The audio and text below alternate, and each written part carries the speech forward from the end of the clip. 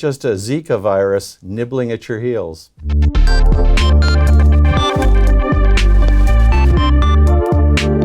Danny, why am I not more excited about the Summer Olympics to take place in Rio?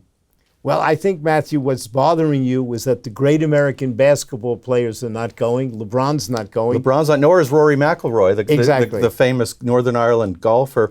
But let's go back and start at the beginning over the Olympics.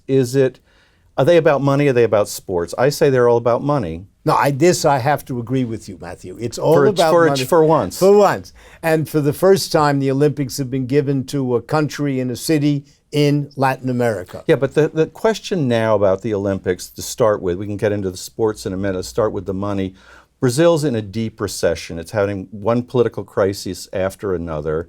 The Olympics, is it fostered the recession? I would almost argue that spending billions of dollars on stadiums that a city needs, schools and hospitals, is bankrupting it. Am I right or wrong? Well, not only is it bankrupting it, Matthew, but there's also an ethical problem.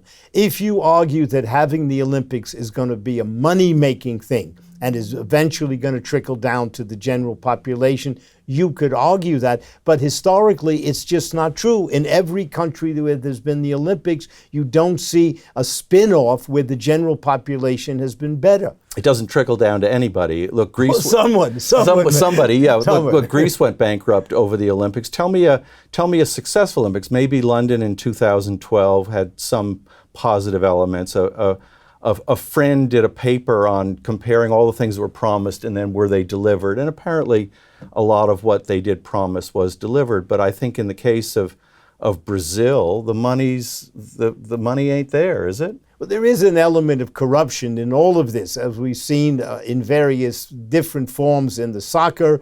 We now see it with different forms in the doping scandal with the Russian and other athletes. Okay, stop right there. Is that the doping scandal? They threw out the track and field team of the Russians. They've been suspended. Is that money? Is that sporting? Is it cheating? What is that? Well, there's no question that President Putin wanted the Russian athletes to do well. Whether he was directly involved in fixing the doping scandal, we're not sure. The athletes have been suspended. Some of them, I hope, will be able to compete if they're clean. Yes, if they're clean, if they've been training the last 9 years, maybe in kind of Moldova with one special tester every day. But the fact of the matter is that the Olympics was supposed to be an idea of harmony, world harmony. Countries would compete not at war, but on the sporting pitch, the fields, as they say. That's not what's happening now. It's competing oligarchs, is it not? It's competing oligarchs, and really it's become a question of national glory. I think for the Russians, there's an element of national glory. I think everyone likes to see their flags being waved, and that kind of nationalism becomes something against the spirit of individualism as well as the spirit of true sport. I think we're a long way from where it started in the modern Olympics, and I don't see how we're going to get it back. Is it possible these Olympics won't take place because of the Zika virus, because of other problems? I think something has to happen, Matthew. You can't just say nothing will happen. Something has to happen. What will happen in terms of the Zika virus, what will happen in terms of protest, what will happen in terms of corruption, we'll see. But it will happen, I'm sure.